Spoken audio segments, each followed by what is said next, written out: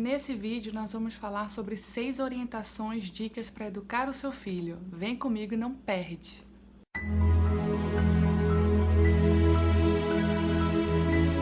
Bem-vindo, eu sou Jéssica, fundadora do Instituto Somos Pais. Nós somos um instituto de educação integrativa, falamos de educação e falamos do holismo, das terapias integrativas, porque a nossa conexão interior é que faz a conexão exterior acontecer. E se eu estou falando de educar um filho ou educar, enfim, o outro, o ser humano, a educação são essas relações, isso é educar. Então, sempre que eu estou me comunicando, sempre que eu estou em contato com o outro, sempre que eu estou me relacionando com o outro, isso é uma educação. E isso só acontece quando eu estou conectada com o meu interior. Mas hoje nós vamos falar sobre 6 dicas, 6 orientações para que a gente entenda o que fazer para estar educando o meu filho nessa linha, nesse entendimento de uma educação mais harmônica. Já estamos totalmente conscientes de que a educação do passado serviu sim, foi necessária sim, para aquele momento. Hoje estamos em outro momento, em outra fase, inclusive da nossa energia planetária, e nós precisamos receber essas crianças puras, como eu sempre falo, de uma outra forma. Então vamos aqui falar sobre 6 pontos, 6 orientações. Número 1, congruência. O que é que eu falo de congruência? Eu vejo muito no parque ou no shopping, famílias, os pais virar para a criança e falar: se você não comer tudo, eu não vou te dar tal coisa. E depois a criança chora e os pais dão essa coisa. No parque é muito comum estar falando: olha, se você não fizer isso, você não vai voltar amanhã para o parque. E no outro dia a criança volta para o parque. Então a congruência é a gente conseguir de fato fazer o que se fala. Então se a gente tá, e vamos tomar cuidado, né, pra gente não estar entrando naquela seara dos castigos, das punições, das recompensas, mas a congruência ela tá muito ligada com as consequências. Então a gente já falou na série da educação positiva, que está aqui no nosso canal, são 9 aulas, se eu não estou enganada, onde eu explico toda essa parte da teoria, né, da disciplina positiva. E tem uma aula específica, eu vou botar aqui no link para vocês, que eu trago essa questão das recompensas. Então não é sair ameaçando, mas você sabe, por exemplo, que existe uma hora para a brincadeira acabar e você voltar para casa. Então a gente vai falar para a criança que vai voltar para casa, não sei, quando o horário for X, ou quando anoitecer, ou depois que ela fizer 30 rodadas, né? Eu gosto muito desse acordo que a gente faz com a criança. E se por um acaso ela não cumprir o acordo, aí sim a gente tem essas consequências, né? Então, por exemplo, você pode falar: bom, então você não está cumprindo o acordo que nós fizemos, então amanhã nós não podemos voltar ao parque. Qualquer coisa que vocês queiram, né? Só que o importante é no outro dia, de fato, não voltar.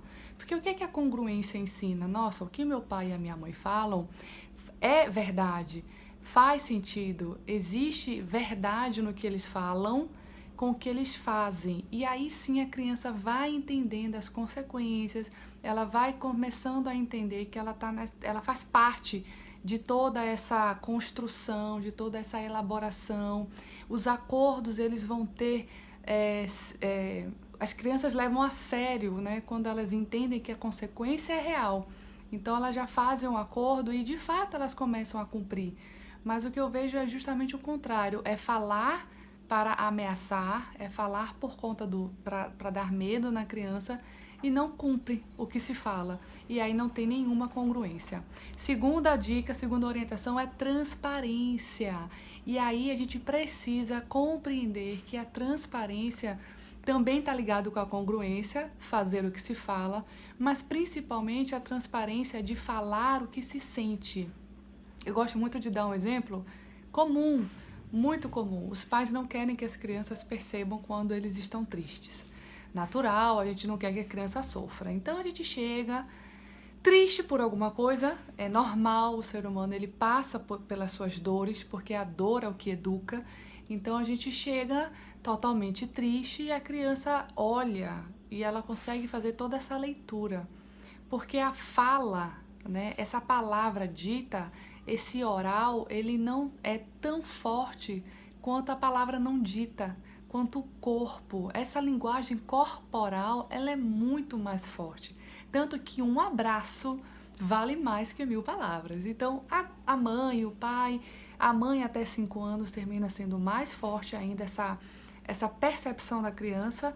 E aí depois eu faço outro vídeo para falar dessa ligação da mãe até 5 anos e depois o papai entra, mas ela vê que não tá legal, ela vê que o pai ou a mãe tá triste, e o que é que a gente fala? Não, tá tudo bem.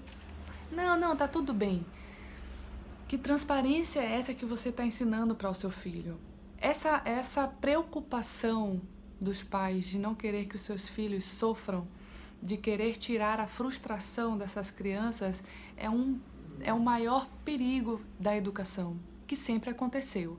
E o maior retrato que isso sempre aconteceu é que a criança de ontem, que não teve as suas frustrações, hoje é exatamente esses adultos que não conseguem lidar com a dor de forma alguma, que não conseguem se relacionar, que não conseguem abraçar, que não conseguem dizer eu te amo, que não conseguem pedir perdão, que não conseguem perdoar, que tem muita mágoa. Clínicas e mais clínicas lotadas de gente depressivas. É o século da ansiedade, é o século da depressão, é o século, infelizmente, de suicídios.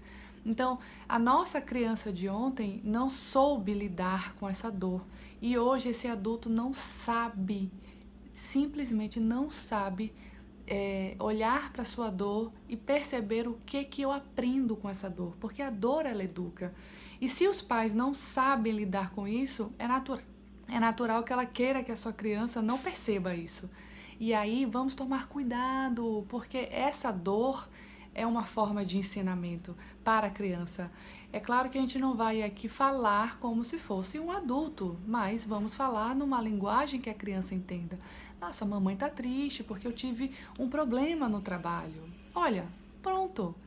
Tão sucinto, tão pequeno, tão objetivo para a criança. Acaba a conversa. Se a criança sentir a necessidade de ter mais informação, ela vai perguntar, o que foi, mamãe? E aí você pode falar, eu tive uma briga, eu tive um desentendimento, eu tive uma conversa muito séria com o meu chefe. Quem é o seu chefe? Né? Isso pode estar acontecendo. E aí você pode fazer as comparações, né? Para você, minha filha, a sua pró é como se fosse a pessoa responsável naquele momento da sua escola. Então, no meu trabalho, é como se eu tenho também uma pró, mas ele é chamado de chefe e o nome dele é tal, e nós tivemos uma conversa muito feia e eu não gostei, fiquei muito triste. Pronto. Olha, tô sendo transparente. Estou falando o que eu estou sentindo, estou ensinando para a criança que é normal ficar triste, estou ensinando para a criança que eu fico triste. E aí você precisa aproveitar esse momento e enriquecer de conteúdo, de falar, nossa, mas vai passar, minha filha, porque eu vou tomar um banho, eu vou me acalmar, eu vou deitar um pouco para descansar. Seja o que vocês fazem para se acalmar de verdade. Então mostra isso para a criança. Transparência é muito importante, é falar o que sente. E aí sim você consegue também fazer o que fala, e tá tudo muito ligado, né? Terceira orientação, respeito. Por que eu coloco respeito? E tem gente que fala assim, como que um pai ou uma mãe não respeita seu filho? Isso não existe.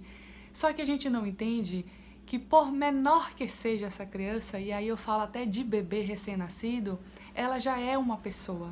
Já é um indivíduo, já é uma individualidade que está sendo formada. Não estou falando de caráter, de personalidade, nada disso. Mas é um indivíduo. Então ele tem vontade. Vamos falar de um bebê. Quais são as necessidades de um bebê? Ainda são necessidades muito básicas. Ela precisa se alimentar, ela precisa evacuar, ela precisa tomar banho. Só que quando a gente não entende isso, eu invado esse espaço desse bebê. Eu sou a cuidadora, eu sou a responsável, sim, mas eu preciso compreender através dessa linguagem corporal o meu espaço, o espaço do bebê, para que eu não invada. E aí vira uma criança e eu não consigo compreender o meu espaço, o espaço da criança, porque todo ser humano, independente da idade, ele tem o seu momento, o seu espaço, precisa ter esse momento só seu. Né? Então, às vezes a gente força a criança, vai ter que tomar banho agora, né? Então, nesse ponto do respeito, eu gosto de deixar sempre a pergunta para os pais de se perguntem por que não, né? Quando a criança pede alguma coisa, posso tomar banho depois? Começa a se perguntar por que não? Porque às vezes a resposta vai ser exatamente essa falta do respeito com a criança. Porque você está querendo que ela faça as coisas que você quer que faça na hora, na sua hora. Não é? É claro que ela precisa tomar banho, é claro que ela tem que fazer dever de casa, é claro que ela tem que se alimentar, dormir e tudo mais. É claro que ela tem que respeitar os amiguinhos e não bater, ok. Mas muitas vezes a gente está levando essa responsabilidade da criança, que ainda é um início de responsabilidade, vamos dizer assim, né? Porque é a infância, a gente traz para o nosso mundo e a gente coloca um peso muito grande, né? E aí começa a ter horas rígidas e tudo começa a ser muito rígido e tem que ser agora, e aí vira uma briga, disputa de poder se instala porque a criança não quer, porque os pais querem, e às vezes é porque os pais precisam fazer algo e com isso a gente vai forçando a criança. Então, vamos respeitar que já existe sim um indivíduo e que ele tem as vontades dele. Então, tudo é um equilíbrio, não é? Às vezes a gente se abrisse mão no sentido de tá bom, eu vou deixar você brincar mais um pouco e daqui a pouco a gente toma banho. Vamos tomar banho tal hora, né? Tente trazer os rituais, tente trazer os acordos. Não é também, tá bom, depois você toma banho e dá as costas e sair. Não, você vai tomar banho quando acabar esse desenho. Você vai tomar banho quando der, sei lá, tal hora. Você vai tomar banho quando o despertador tocar. E aí você bota o despertador para tocar. A criança, ela precisa ter um aviso de que chegou a hora desse acordo. E às vezes é coisa de 5 minutos. Um banho que foi na base da briga, na base da discussão, poderia ter sido tão tranquilo se vocês tivessem esperado só mais 5 minutos. Entendem essa questão do respeito que eu trago aqui para vocês? E fica então a pergunta do porquê não, né? Próximo, tô olhando aqui pra gente não se perder, né? Diálogo. Oh, meu Deus do céu, o diálogo, meu povo. Tá tão difícil hoje, diálogo. Os adultos não estão mais dialogando, gente. As pessoas não estão mais dialogando. Então, os pais também não estão dialogando com seus filhos. E aqui tem uma coisa interessante que a gente acha que é criança, que não precisa saber, porque não tem capacidade, blá, blá, blá. Claro que tem, gente. A gente desenvolve esse ser humano através do diálogo. Então, por que eu vou olhar para essa criança e menosprezar e diminuir e humilhar? Eu posso sim contar absolutamente tudo que está acontecendo comigo, com o pai, na família, no mundo, de uma forma que ela entenda. Eu não vou falar de política de uma forma adulta, mas eu posso falar de política de uma forma infantil. Posso pegar os bonecos e falar, olha, vamos ter eleição, o que é que significa uma eleição? Vocês entendem? O diálogo é falar do ponto de vista da perspectiva da criança, com a linguagem da criança, é falar com essa linguagem infantil. Não é falar como bebê, mas é falar dentro dessa perspectiva da infância. E eu preciso conversar com meu filho, eu preciso falar com meu filho, eu preciso me desligar das tecnologias que faz parte da nossa vida, né? Tem um vídeo que eu falo sobre tecnologia, inclusive é difícil e é utópico, já é surreal querer acreditar que as crianças não tenham contato com a tecnologia. Claro que elas vão ter, dentro de um limite. E os pais também, não tem como a gente querer mudar e falar, não vou usar mais. A tecnologia faz parte da nossa vida, mas vamos controlar, equilibrar, dosar, porque a tecnologia suga exatamente o diálogo das pessoas. E a criança, ela pode crescer dentro de um mundo sem diálogo, totalmente introspectiva, totalmente reservada, e aí ela vai deixar de se comunicar com as pessoas, deixar de se comunicar com o mundo. Então vamos dialogar mais. Quinto ponto, quinta orientação, perdão. Por que perdão, Jéssica? Porque a criança, ela está na nossa vida, e eu não estou falando só da criança com seus pais, mas chega uma criança no mundo, ela consegue mudar quem está à volta dela. É pai, é mãe, é avô, é vó, é tio, é primo, é todo mundo. E ela começa a nos trazer sentimentos diferentes, reflexões diferentes, e a gente começa a ver a vida de uma forma diferente. E isso é um convite para que haja conexão, para que haja amor. E muitas pessoas ainda não conseguem verdadeiramente amar. Por que não? Porque precisam perdoar. A gente só consegue amar quando a gente perdoa. Perdoar a nós, em primeiro lugar, é o auto-perdão. Tudo que aconteceu, tudo foi do jeito que tinha que ser, tudo me fez estar aqui hoje, exatamente tudo aconteceu como tinha que ser. Todas as dores, tudo que aconteceu foi um grande aprendizado, foi uma grande oportunidade. E aqui estou, tendo a oportunidade de olhar para trás, de reconhecer tudo e de fazer um futuro diferente, inclusive ensinando isso para o meu filho. Novamente, a dor educa.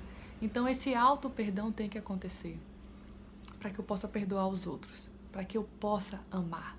Então as dores que a gente carrega, esses sentimentos das mágoas, seja conosco mesmo, né? As nossas dores, porque nós magoamos alguém, então a gente se culpa e a gente não consegue se perdoar ou não consegue perdoar o outro que nos magoou. Isso está muito ligado com a incapacidade do amor. A gente não consegue se entregar, se doar, a gente não consegue amar. E se eu não consigo amar, eu não consigo educar, porque a base da educação, novamente, de forma ampla, não vamos ficar olhando apenas educação pai, mãe e filho, mas a base desses relacionamentos, a base dessa educação é o amor. Então eu preciso trabalhar esse olhar para o passado e reconhecer que foi como tinha que ser, né? Eu gosto muito de falar, trago sempre isso nas mentorias que eu faço com as famílias, de que todas as dores que nós tivemos na infância, elas devem e podem virar as fortalezas para os trabalhos na vida adulta. Então essa dor que eu tive me faz ter empatia de me conectar com o outro e ser uma fortaleza de trabalho, entende? Então é uma oportunidade, só que para isso acontecer é preciso perdão. E o último ponto, nossa última orientação, são os valores. E no workshop da disciplina positiva e também na mentoria Educando com Empatia, que é a mentoria de educação, eu falo muito de valores. O que é que você quer ensinar para seu filho? Fecha seus olhos e se pergunta o que é que eu quero ensinar verdadeiramente para o meu filho. E aí eu tenho certeza que vai aparecer valores, né, como respeito, honestidade, integridade, humildade, empatia. Só vai vir valor, valor, valor, valor, valor. Mas como é que eu ensino esses valores? Como é que eu ensino meu filho a respeitar as pessoas? Como é que eu ensino meu filho a ter empatia pelas pessoas? Como é que eu ensino meu filho a praticar caridade? Como eu ensino ele a ter fé? Como eu ensino ele a ser íntegro? Como eu ensino ele a ser responsável? Isso é o trabalho do exemplo. É ser o que eu quero que ele seja. Exatamente, é mostrar quem eu sou. Totalmente desnuda, no sentido de não ter medo de mostrar quem sou verdadeiramente, é mostrar a minha essência. E aí sim a gente vai fazendo essa educação pelo exemplo, vamos mostrando quem somos, não o que temos. E aí sim ele aprende a ter fé porque ele vê que, nossa, meus pais têm fé. Eles aprendem a fazer a caridade porque os meus pais fazem caridade. Eles aprendem a respeitar as pessoas que, nossa, meus pais respeitam. Eles aprendem porque nós somos, e aí sim a gente consegue ter uma educação de valor. Bom, eu espero que vocês tenham gostado, um vídeo longo ficou, mas trouxe 6 pontos de uma forma bacana, eu acredito. Siga a gente nas redes sociais, Facebook e o Instagram, Instituto Somos Pais. Estamos aqui no YouTube todo domingo, temos o grupo do WhatsApp, um grupo de acolhimento, são 2 grupos de mães, com bebês até 18 meses e acima de 18 meses. É gratuito, de acolhimento, de orientação da educação infantil e da espiritualidade. Vem com a gente para esse mundo, vem educar o seu filho com amor e com respeito e com muito diálogo. Fiquem com Deus, até a próxima.